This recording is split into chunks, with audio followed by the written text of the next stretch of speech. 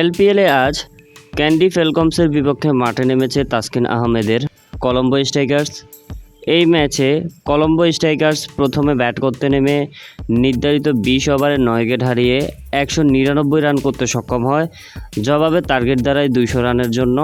200 রানের লক্ষ্যে candy Falcons bat করতে নামলেই প্রথম ওভারে তাসকিন আহমেদ 12 রান দিয়ে দেয়।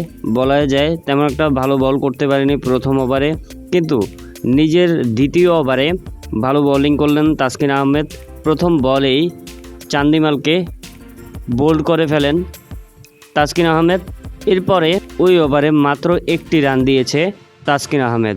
বলা যায় 2 ওভার বোলিং করে মাত্র 13 রান দিয়ে 1টি উইকেট নিয়েছেন মূল্যবান। আজকের ম্যাচে বোলিং করেছে শরীফুল ইসলামও।